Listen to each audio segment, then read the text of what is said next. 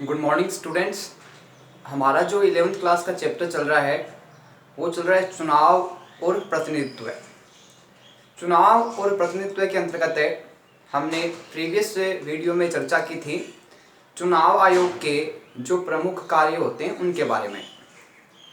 चुनाव आयोग के जो कार्य अब शेष बचे हुए हैं उनके बारे में हम आज विस्तार से चर्चा करेंगे, अध्ययन करेंगे।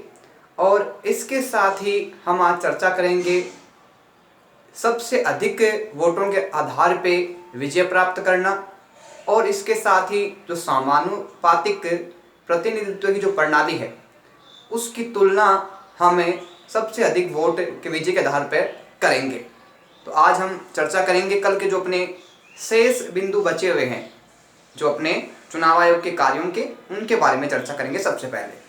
तो आज का जो सबसे पहला अपना कार्य है वो है घोषणा पत्र जारी करना। कोई भी पार्टी चुनाव प्रारंभ होने से पहले, चुनाव संपन्न होने से पहले कुछ घोषणाएं करती है, कुछ वादे करती है जनता से, और उन घोषणाओं को घोषणा पत्र में शामिल किया जाता है। तो हम ये समझते हैं कि घोषणा पत्र जो जारी करती है पार्टी वो प्रमुखतः किस आधार पे और किस तरीके से होता है। तो सबसे पहले बात आती है घोषणा पत्र में कि हर पार्टी चुनाव से पहले घोषणा पत्र जारी करती है। प्रत्येक पार्टी, चाहे वो किसी भी दल से संबंधित हो, चाहे वो भाजपा हो, चाहे वो कांग्रेस हो, चाहे बसपा हो, जेडीपी हो, कोई भी पार्टी हो, वो चुनाव से पहले कुछ घोषणाएं हैं वो प्रमुख रूप से करती है। जैसे इसमें बताया गया है हर पार्टी चुनाव से पहले, चुनाव के बाद में नहीं, चुनाव होने से पहले हर पार्टी है, हर जो दल है वो प्रमुख रूप से घोषणा पत्र जारी करता है, जिसमें उसने जनता से जो भी घोषणाएं की है, जो भी उसने जो वादे किए हैं, जो भी उसने जो प्रस्ताव लाने के लिए जनता को कहा है, उन समस्त बातों का उसमें लेखा जोखा होता है। आगे बात आती है जिसके अंदर पार्टी अपने वादों को जनता के सामने रखती है। अब प्रमुख बात यह आती है कि जो घोषणा पत्र है उसमें पार्टियां हैं वो क्या निर्धारित करती है और किसके सामने रखती है। तो सबसे पहली बात ये होती है कि जो उम्मीदवार है वो जनता से वोट प्राप्त करते हैं। तो जनता से वोट प्राप्त करते हैं, इसके लिए वो प्रमुखतः क्या करते हैं कि अपने वादों को, यानी अपने जो उन्होंने वादे किए हैं जनता से, जो उनको विश्वास दिलाया है, जो उनकी सहायता करने के प्रयास किए हैं, जिन योजनाओं के बारे में उन्होंने लाने के प्रयास के लिए कहा है, उन घोषणाओं के बारे में, उन वादों के बारे में उस घोषणा पत्र में पूरा विस्तार से लिखा हुआ वर्णन होता है। और प्रत्येक पार्टी, प्रत्येक दल है वो जनता के सामने अपने घोषणा पत्र को रखते हैं, और उसमें जनता से संबंधित जो भी कार्य उनके द्वारा करवाए जाएंगे, जो भी जनता से संबंधित उनके द्वारा लाभ प्रदान किए जाएंगे, वो समस्त उसमें लेखा जोखा है वो घोषणा पत्र में जारी किया जाता है। बात आती है जनता के मत हासिल करने की कोशिश करती है। अब बात आती है कि घोषणा पत्र है ये प्रमुखतः क्यों और किस बात से संबंधित है। जनता है वो उम्मीदवारों को या प्रतिनिधियों को ऐसे ही मत नहीं देती, उस मत के पीछे कुछ बातें हैं, कुछ उद्देश्य हैं वो निर्धारित होते हैं। जनता उसी प्रतिनिधि को, उम्मीदवार को अपना वोट देती है जो जनता के हित में कार्य करता है, जनता से संपर्क बनाए रखता है और जनता की जो समस्याएं हैं उनको दूर करने के लिए जो प्रयास करता है। तो चुनाव से पहले प्रत्येक पार्टी, चाहे वो कोई भी चुनाव हो, जनता के संबंध में, जनता के विकास से संबंध में कुछ है वो वादे करता है, कुछ काम करवाने के लिए वो जनता को बताता है।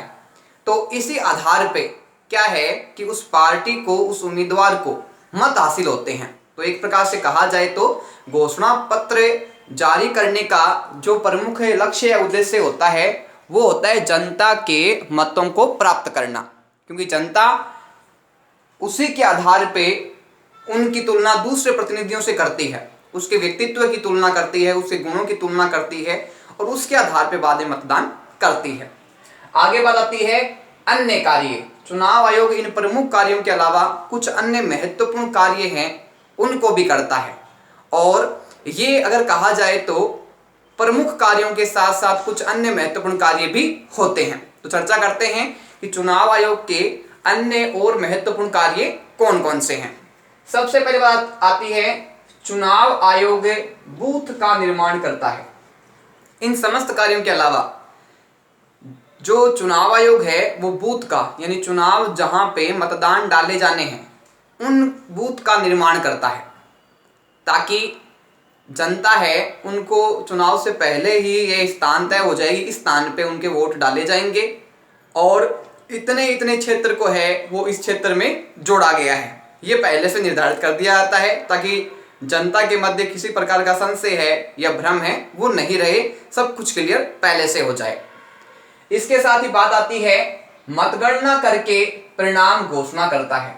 अब चुनाव आयोग जब चुनाव में मत डाले जाते हैं उसके बाद में चुनाव आयोग का एक प्रमुख कार्य होता है मतगणना करना। मतगणना यानी किस प्रत्याशी को, किस उम्मीदवार को कितने मत मिले हैं, सबसे अधिक मत किसे मिले हैं, सबसे कम किसे मिले हैं, कौन सा प्रत्याशी कौन से स्थान पे रहा है। तो इन समस्त जो बातें हैं इनको प्रमुखतः किस आधार पर निर्धारित किया जाता है, मतगणना करके, यानी किस प्रत्याशी को, किस उम्मीदवार को, किस दल को कितने मत मिले हैं उसके आधार पे मतगणना के बाद में जो चुनाव आयोग है वो परिणाम जारी करता है, रिजल्ट है वो जारी करता है। जिस प्रकार एक बच्चा वर्ष भर पढ़ाई करने के बाद में जब वर्ष के बाद में जब उसको रिजल्ट, उसकी समरी मिलती है, उसका रिकॉर्ड मिलता है, उसी प्रकार क्या है समस्त कार्यों के बाद में जब मतदान हो जाते हैं तो चुनाव आयोग है वो परिणाम की घोषणा प्रमुखतः करता है। आगे बात आती है सरकारी कर्मचारी ड्यूटी के दौरान चुनाव आयोग के अधीन काम करते हैं, ना कि सरकार के अधीन। हम देखते हैं कि चुनाव के समय विभिन्न स्थान पे कार्यरत जो सरकारी कर्मचारी है उनकी ड्यूटी है वो अलग अलग स्थानों पे निर्धारित की जाती है। तो उस समय जो ड्यूटी उनकी निर्धारित की जाती है, उनको जो बूथ का निर्धारण किया जाता है उनके लिए, तो उस समय वो सरकारी कर्मचारी से किसी विभाग से संबंधित हो, वो सरकार के कर्मचारी उस समय नहीं होते। उस समय वो सरकार के कर्मचारी न होके चुनाव आयोग के कर्मचारी होते हैं। तो ध्यान रखना कि चुनाव आयोग में सरकारी कर्मचारी है, उनकी ड्यूटी है वो चुनाव आयोग के द्वारा लगाई जाती है, और जिस समय तक, जितने दिनों तक है वो चुनाव आयोग से संबंधित कार्यों से जुड़े हुए रहते हैं तब तक वो सरकार के कर्मचारी न होके और प्रमुखतः वो चुनाव आयोग के जो है कर्मचारी वो प्रमुखतः कहलाते हैं। तो चुनाव आयोग के द्वारा ये प्रमुख कार्य है वो संपन्न करवाए जाते हैं, चाहे वो चुनाव क्षेत्रों का सीमांकन करना हो, मतदाताओं से संबंधित हो, चाहे जो विभिन्न उद्देश्य हो, लक्ष्य हो, नियम हो, ये सब है चुनाव आयोग के प्रमुख कार्य कहलाते हैं। आगे बात आती है अब सर्वाधिक वोट पाने वाले की जीत और समानुपातिक प्रतिनिधित्व चुनाव व्यवस्था की तुलना। अब हम आगे तुलना करेंगे कि सर्वाधिक वोट जिस व्यक्ति को प्राप्त होते हैं वो विजय होता है, और इसके साथ साथ समानुपातिक जो प्रतिनिधित्व चुनाव प्रणाली की जो व्यवस्था है उसके आधार पे हम इन दोनों जो व्यवस्थाएं हैं इनकी तुलना है वो विस्तार से करेंगे, विस्तार से इसको समझने का प्रयास करेंगे। सबसे पहले बात आती है पूरे देश को छोटी छोटी भौगोलिक इकाइयों में बांट देते हैं। सर्वाधिक वोट पाने वाला की जीत के अंतर्गत हम देखते हैं कि पूरा जो देश है वो छोटी छोटी जो इकाइयां हैं उन इकाइयों में बांट दिया जाता है, और इस छोटी छोटी इकाइयों में बांटने को क्या कहा जाता है, निर्वाचन क्षेत्र कहा जाता है। पूरे देश को छोटी छोटी इकाइयों में बांट देना क्या कहलाता है, निर्वाचन क्षेत्र कहलाता है। यही बात करें हम समानुपातिक प्रतिनिधित्व चुनाव व्यवस्था की, तो इसमें क्या होता है, किसी बड़े भौगोलिक क्षेत्र को एक निर्वाचन क्षेत्र मान लिया जाता है। जो एक बड़ा भौगोलिक क्षेत्र है उसको एक निर्वाचन क्षेत्र ही माना जाता है, उसका विभाजन नहीं किया जाता, और पूरा का पूरा देश एक निर्वाचन क्षेत्र गिना जा सकता है। यानी यहाँ पे छोटी छोटी इकाइयों के रूप में विभाजन न होके समस्त पूरे देश को क्या है, एक भौगोलिक निर्वाचन क्षेत्र मान लिया जाता है। अब बात करते हैं हमें सर्वाधिक वोट वाले क्रम की। हर निर्वाचन क्षेत्र से एक प्रतिनिधि चुना जाता है, यानी प्रत्येक निर्वाचन क्षेत्र को छोटी छोटी इकाइयों में बांटा गया है और बांटने के आधार पर क्या है कि हर यानी प्रत्येक निर्वाचन क्षेत्र से एक प्रतिनिधि का क्या है, प्रमुखतः चुनाव किया जाता है। हम बात करें समानुपातिक प्रतिनिधित्व प्रणाली की, तो इसमें एक निर्वाचन क्षेत्र से कई प्रतिनिधि चुने जा सकते हैं। तो इस दोनों में ध्यान रखना कि जहां हम बात करें सर्वाधिक वोट वाले सिस्टम की, तो यहां क्या होता है, हर निर्वाचन क्षेत्र से एक प्रतिनिधि है उसको चुना जाता है।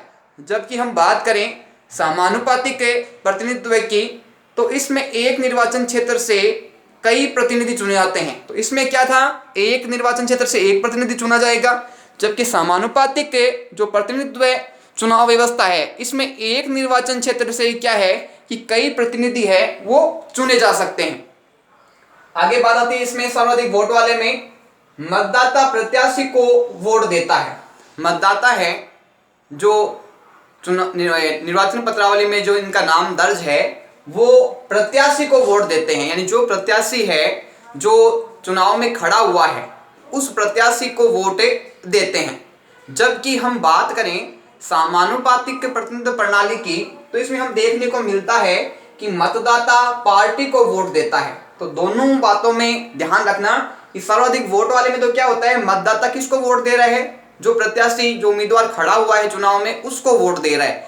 जबकि जो समानुपातिक प्रतिनिधित्व प्रणाली है, इसमें हम देखते हैं मतदाता किसको वोट दे रहे हैं, किसी प्रत्याशी को वोट न देके एक जो पार्टी है, एक जो समूह है, उस दल को प्रमुखतः वोट दिया जा रहा है। तो ध्यान रखना, इसमें प्रत्याशी को वोट दिया जा रहा है, जबकि समानुपातिक में एक पार्टी को वोट दिया जा रहा है। आगे बात आती है कि विजय उम्मीदवार को जरूरी नहीं कि वोटों का बहुमत मिले। हम देखते हैं कि जहां प्रमुख जनसंख्या अधिक है और एक विशेषता वहां देखने को मिलती है कि जो उम्मीदवार जीत जाता है, जरूरी नहीं है कि विजय उम्मीदवार को वोटों का बहुमत मिले। बहुमत का मतलब होता है आधे से अधिक मत मिलना। कितने मत मिलना, आधे से अधिक।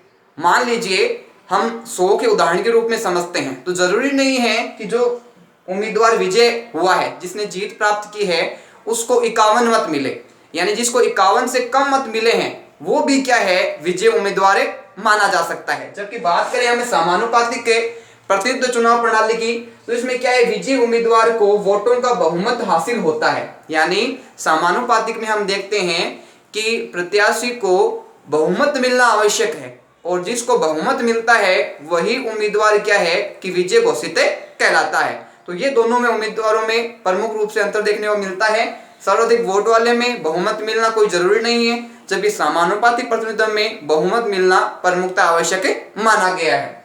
सर्वाधिक वोट के अंतर्गत हम एक विशेषता और देखते हैं कि इसके जो प्रमुख उदाहरण हैं सर्वाधिक वोट वाले के, ये यूनाइटेड किंगडम और भारत इसके प्रमुख उदाहरणों के रूप में देखे जा सकते हैं। ध्यान रखना, जो सर्वाधिक वोट पाने की जो पद्धति है जिसके आधार पर उम्मीदवार की जीत निश्चित होती है, उसके जो प्रमुख उदाहरण हैं, प्रमुख जो देश हम मान सकते हैं, यूनाइटेड किंगडम और भारत है। यही बात करें हम समानुपातिक प्रतिनिधित्व चुनाव प्रणाली की, तो इसके जो उदाहरण हैं वो इजराइल व नीदरलैंड देखे जा सकते हैं। तो ध्यान रखना कि सर्वाधिक वोट के आधार पे तो प्रमुख है यूनाइटेड किंगडम और भारत, और समानुपातिक प्रतिनिधित्व चुनाव के आधार पे जो प्रमुख देश बताए गए हैं वो इजराइल व नीदरलैंड है, वो प्रमुख रूप से बताए गए हैं। तो एक प्रकार से कुछ चीजों को ध्यान रखना समझना आवश्यक है कि इसमें तो क्या है कि सर्वाधिक जो भौगोलिक इकाइयां हैं उनको छोटे छोटे भागों में बांटा गया देश को, जबकि इसमें क्या है, भौगोलिक इकाइयों में नहीं बांटा गया। हम बात करें सर्वाधिक वोट वाले की, तो इसमें हर निर्वाचन क्षेत्र से एक प्रतिनिधि चुना जाता है, जबकि समानुपातिक में क्या है कि एक निर्वाचन क्षेत्र से कई प्रतिनिधि हैं वो चुने जा सकते हैं। सर्वाधिक वोट की बात करें तो मतदाता किसको वोट देता है, जो उम्मीदवार खड़ा हुआ है, जो प्रत्याशी खड़ा हुआ है उसको वोट दिया जाता है। जबकि समानुपातिक में मतदाता है वो प्रत्याशी को वोट न देके अपनी पार्टी को वोट देता है। जो अपने सर्वाधिक वोट वाला सिस्टम है उसमें हम देखते हैं कि विजय उम्मीदवार जरूरी नहीं है कि उसको बहुमत प्राप्त हो, जबकि हम देखते हैं समानुपातिक प्रतिनिधित्व में कि जो प्रत्याशी है जिसको विजय प्राप्त हुई है उसको बहुमत मिलना आवश्यक बताया गया है। इसके जो प्रमुख उदाहरण हैं यूनाइटेड किंगडम और भारत बताए गए हैं, जबकि समानुपातिक प्रतिनिधित्व प्रणाली के जो प्रमुख उदाहरण बताए गए हैं वो इजराइल व नीदरलैंड है, वो प्रमुख उदाहरण बताए गए हैं।